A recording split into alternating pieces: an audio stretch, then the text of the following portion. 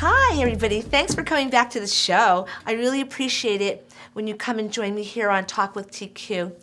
As I always say, I appreciate the audience. I always like to thank you for watching, and I do my best to get the most interesting guests I can find. I drag them off the street sometimes, and sometimes they come just strolling in, and sometimes a little of each. Well, today I will say that I kind of dragged this gentleman off the street because I've watched him run festivals for the summer block party. I've seen him perform on the street. I've seen him perform in many venues, and he has a couple of hats that he wears, and I'm really pleased to have him on the show. His name is Brian Taylor. Welcome, Brian. Thank you. Pleasure. My pleasure. Thanks for coming on. Sure. Yeah, Brian, you are just a musician, and you are a visual artist, and you are like the cool guy in town. Thanks. Yes, at least that's what they tell me. Actually, I know that. I tell them. But no, we tell each other. And I'm really happy you came to the show. Me too. Yeah. Now, I have known you as a flautist. Right. You know, and also I've heard rumor that you went to Juilliard. Yeah, Yes. I did graduate work there. Yeah, which is excellent. Tell me about your studies at Juilliard.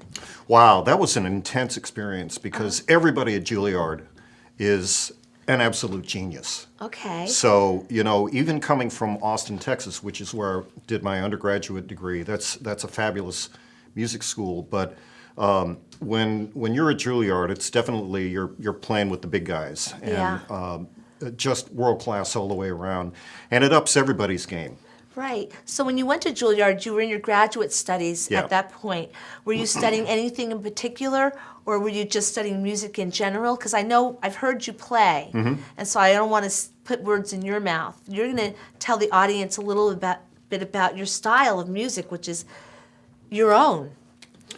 Well, I think anybody who is a composer tries to do that with a very singular voice. And many of my life experiences as a flutist have allowed me to transfer that into writing, and composing, and arranging, and so forth. Okay. So all of these things combined have allowed me to get my hands in many different types of music. And when I was in college at University of Texas, many of my mentors and teachers encouraged me, or actually made me focus on being a concert flutist in an orchestra. Okay. And that appealed to me to a certain degree, but I found ultimately that the classical world was somewhat limiting in terms of the kinds of music that I wanted to be involved in. And so my undergraduate degree is actually in music education, and prior to my moving to New York, I taught in the public school systems and private lessons and so that's forth. very good. And I'm really happy that I made that decision at first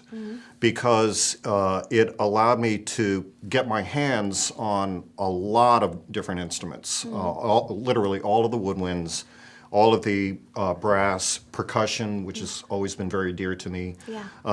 and many other things. So I've been a professional singer also, but I think, again, a lot of it came from my experience at UT. So, but fast forward when I was accepted for graduate study at Juilliard, it was with one of the greatest flutists in the world, Julius Baker, who at the time was the principal flutist with the New York Philharmonic.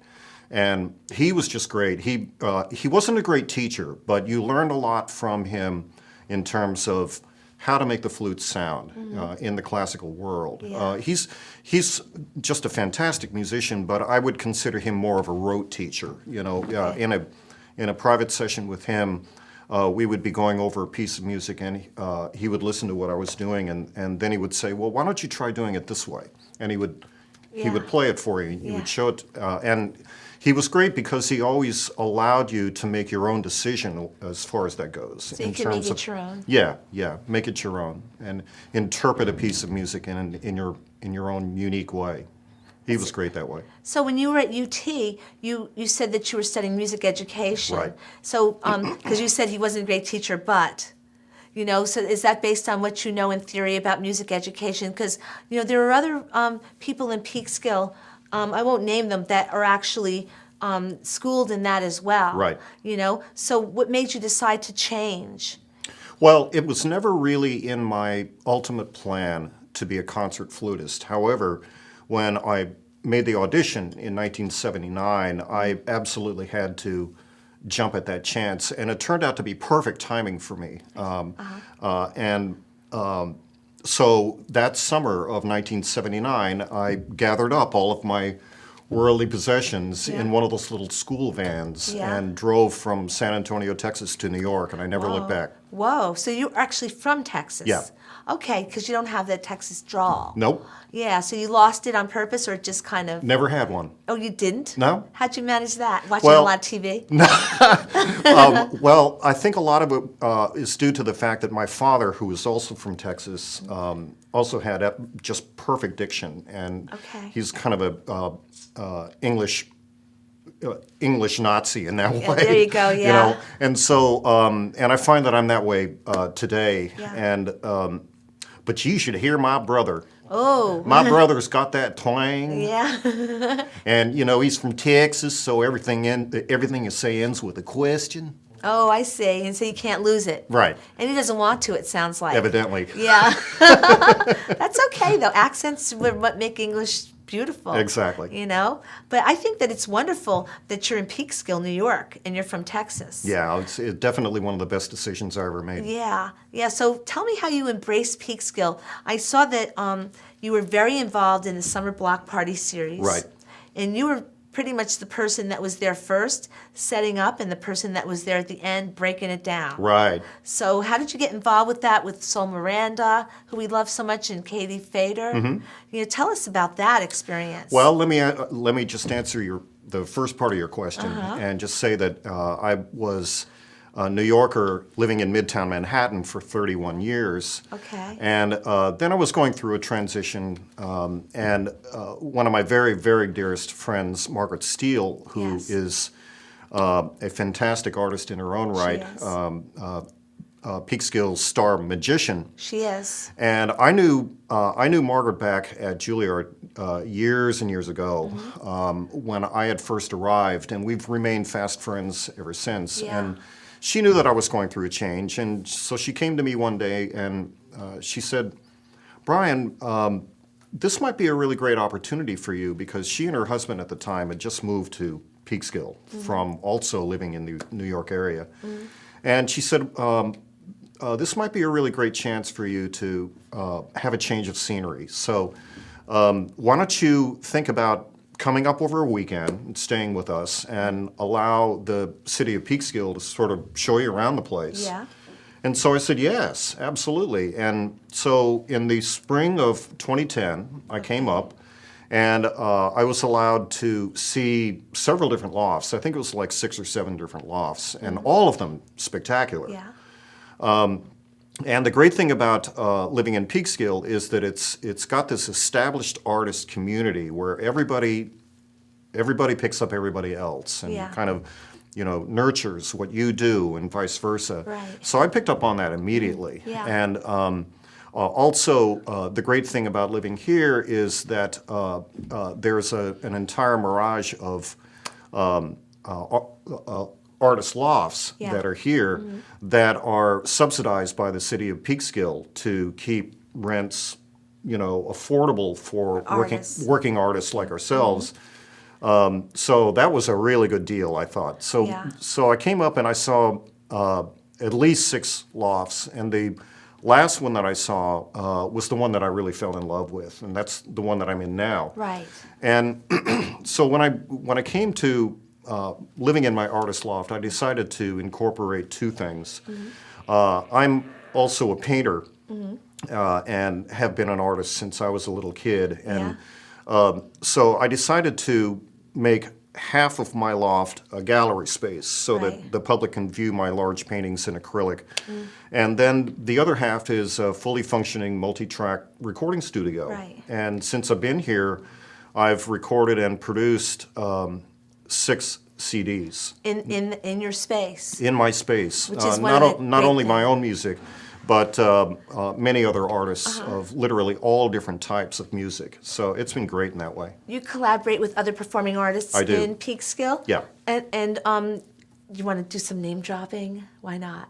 Well, Daisy Jopling and I are really good friends, Okay. and I met Daisy a few years ago, and She's a violinist. she's a great violinist and just a great person. She's got a wonderful energy about her, She and does. just fabulous performer. She's one of these people, and I can really identify with this as well. She's one of these people who involves her entire body, her entire being into that moment when you're performing. Yeah. And performing is an interesting thing because it's even though you can film a performance or record a performance, it's that moment in time that is fleeting. All of a sudden, you're in it and then it's over. Yeah. So there are artists like Daisy Yeah. that just involve every ounce of their being into what they're doing, and that's the reason why it's so great. Yeah. So I've worked a lot with Daisy. I've done a lot of performing at Paramount here in town. A big show we did a couple of years ago in Manhattan at Theater Space. Yeah. So, and those were not only with her, but her band, her Okay. four-piece band, and they are just great. They're some of New York's best musicians. So from Daisy, I then got to know another local artist named Shaka Nwenya. And Shaka is a great guy. He's just this beautiful soul who originated from Zimbabwe in South Africa, and much of his family is here, but a lot of them are still there. Yeah. And Shaka is a singer-songwriter. Okay. And so when Daisy introduced me to him, then I started working with Shaka and helping him arrange and produce his music. Okay. And so his CD came after that fairly shortly. I think it was like 6 months after we met. Oh, okay. And so I've worked with those two quite a lot, and my dear friend Margaret Steele, who's a resident here, and many of the other people that I know in the artistic community, I haven't worked with directly, but we're all very familiar with each other and very supportive We of each tend other. to collaborate Yeah. in our own way. Right. No matter what we do, we collaborate somehow. Exactly. Now, you are a performer. I've seen you perform. I've heard your music, and there's a style to it. Right. And I know that you're also a jazz lover as well. Right. But you do something that I would refer to as more like New Age, in a sense. I mean, I don't want to put a label on it because it's your music, but tell me do you label your style, or do you do many styles? Well, frankly, the term New Age has become kind of perfunctory. It's Yeah. not really applicable to what's going on in much of today's music, Right. whereas it really was on the rise in the early 80s with Yes. artists like Andreas Wollenfeider, the Swiss harpist. I think the term New Age really came from music that he was playing and Right. performing. My music, I think in a very broad sense, is world music. It encompasses a very international sound to it. And it's a combination of things. It's a lot of pop. There are hip hop aspects of it. Yeah. There's a Brazilian jazz aspect of it, and deep, dark Africa aspect of it. So it really is world music. And it's very difficult to categorize music today. Yeah. Because it's all kind of a mishmash. Most of the music that you hear in the pop world is really very international sounding now. Very much so. There's been I hear a fusion. Yeah, In many genre of music. Right. I hear a fusion going on. I saw you playing at the block party where you were featured a few times. Right. And your music was the kind of music that, with all the mayhem that was going on, and it was a good mayhem, you kind of turn and you hear this sound. And then you just turn, and there you are. yeah, Playing mysteriously, and Right. peacefully, and everything sort of calms down within you. Yeah. Now, do you go for a certain effect? Of course you do. Well, I go for many different effects. Yeah. What's your favorite thing? Because I've heard you play a few things. I've heard you play some straight up jazz, and I've heard you play your thing. Yeah. And I don't know exactly what you write. I'm not sure I have a favorite, to be honest with okay. you, because I'm one of these people that is constantly shifting gears, and I've seen previous interviews where you've had just fabulously talented people like Susan O'Brien, who started as an artist, a painter, and then she eventuated into this just magnificent clothing. And her stuff has been seen all over the world in magazines and so forth. And I really kind of take my cue from people like that. Yeah. Because artists today don't pigeonhole themselves. Can't. They can't. It's out of necessity almost. Yeah. You have to involve yourself in a lot of different pies. And that's the reason why I wear a lot of different hats. Yeah. As a producer, writer, arranger. But I'm also heavily involved in the acting world, which is something that was really new. It was completely new to me before I had moved to Peekskill. Now, as an instrumentalist, I have been on Broadway for many years in various shows, but had never had a speaking role on stage.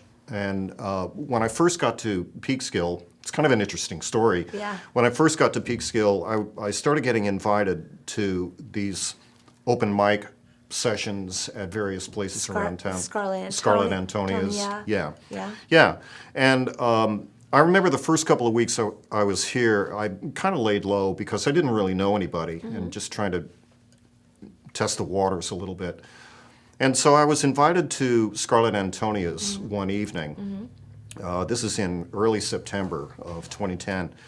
And I remember walking in the door, and there were about 50 or 60 people in the room of literally all different kinds of persuasions in the arts. I mean, theater directors, music directors, choreographers, producers, and so forth. And I remember walking in the door and taking my hat off, and I don't know. It must have been the look The or something timing, like the that. timing. Perfect timing. Yeah. Yes. And because I was immediately approached by this group of people of 5 or 6 different people in various theater arts, actually.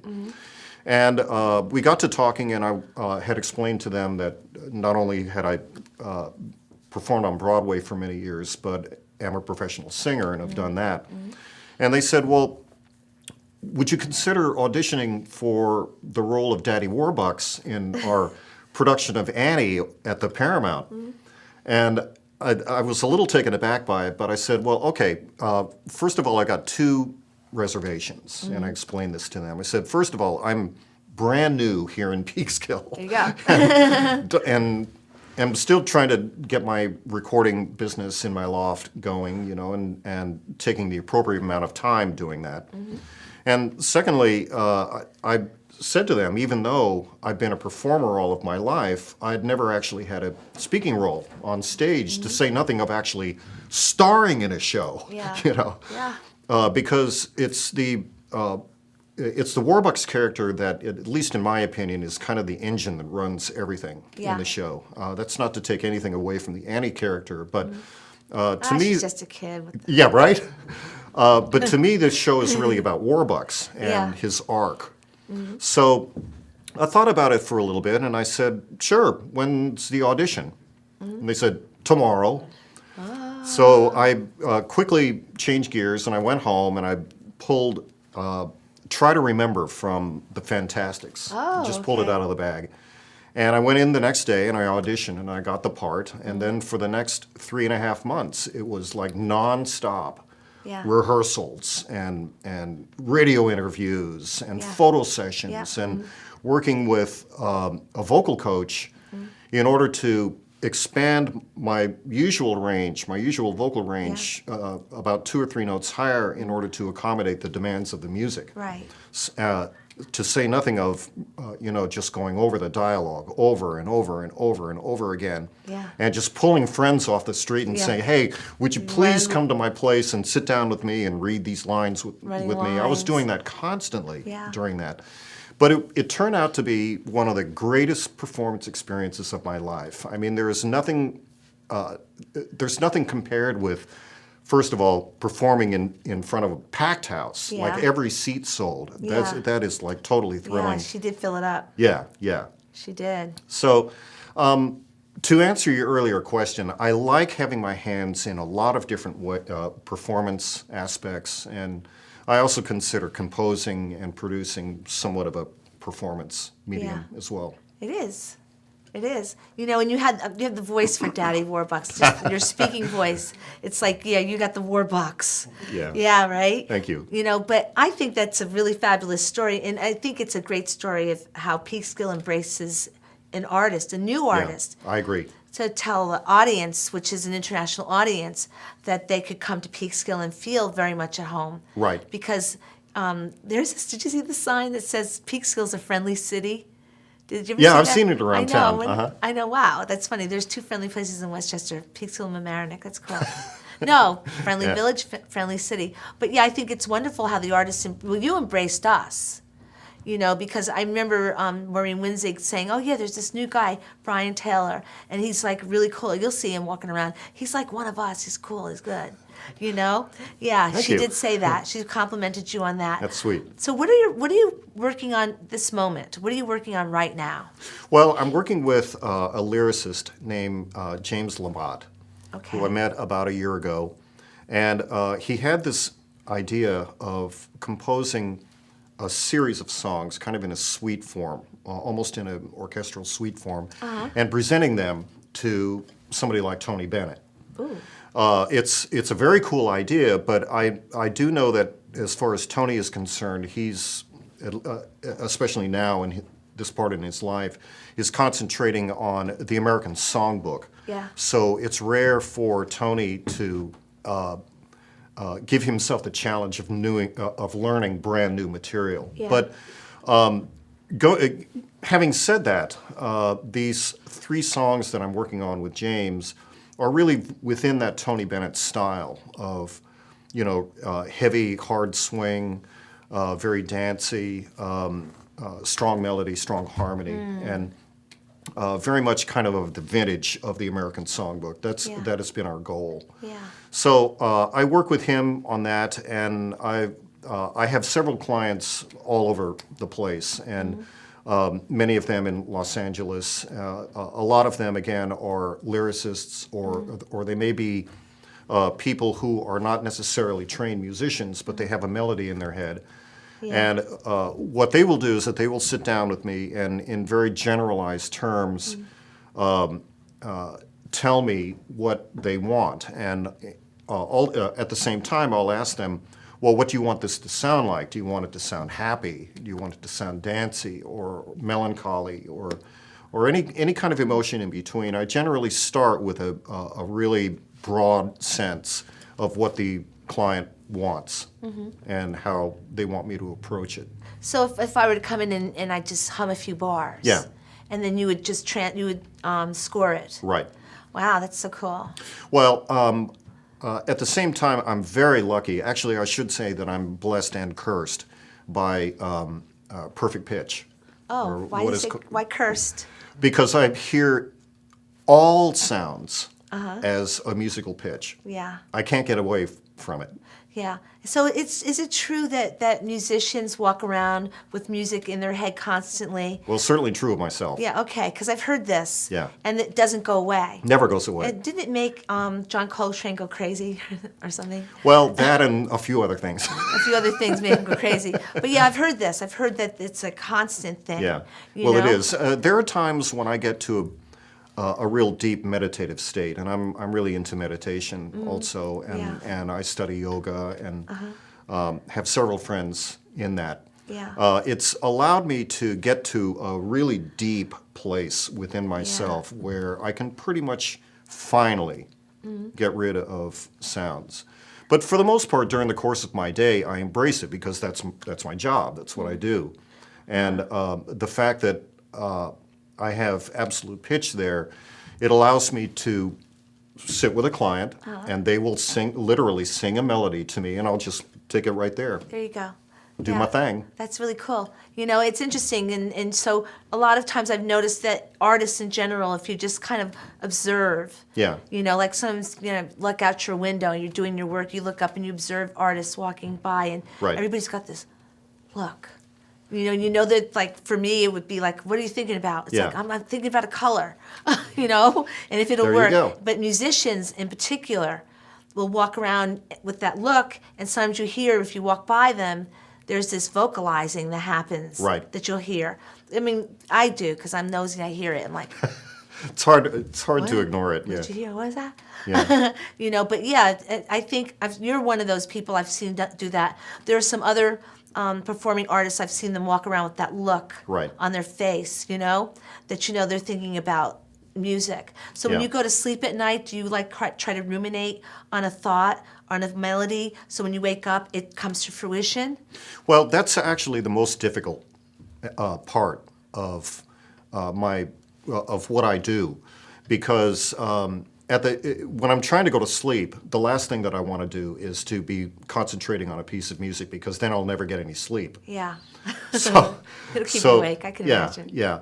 But I try to work like Hemingway. There's this famous story about Ernest Hemingway that, and I think there's a lot of truth to it, that he would sit at a typewriter and just type and type and type and type for days, literally. Yeah. And probably with a bottle of scotch, whatever. Yeah. And when he absolutely could not write anymore, he would stop mid-sentence, mid-paragraph. Wow. And then when he came back to it with a fresh mind, then he allowed himself to kind of go in a new place that maybe before he hadn't considered. Right. That's a lot like composing. Yeah. Now, in general, I have a very specific idea of where I want to go with a piece of music, but that's not written in stone, not for anybody, in fact. So I'll compose a piece of music and then let it sit for like a day, and then I'll come back to it, and oftentimes I won't even finish it. Oh, okay. And getting back to Hemingway, what he would do is that he would eventually have like 10,000 words. And then he would take a pencil and mercilessly just scratch, scratch, scratch, scratch, until he came up with the perfect 300 words. And that's the reason why his writing is so economical. Yeah. And it says so much in so few words. few I words. try to work that way Yeah. as a composer and Yeah. producer. Less is more is Less always is the more, best. yeah. Is always the best. It's very true in many, Yeah. many ways. Well, I'm like so thrilled that you're here and you shared so much. Where is your website?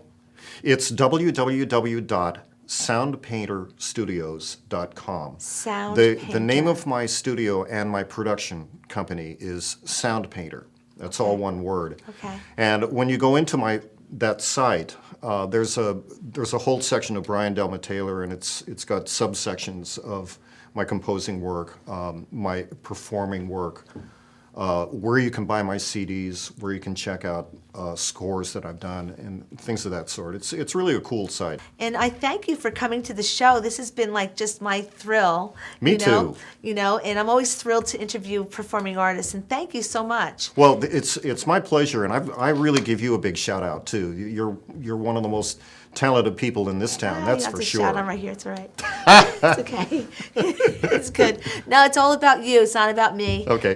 And I hope that I've accomplished that. And today it was all about Brian Delma Taylor. You have to check him out. He is really quite something.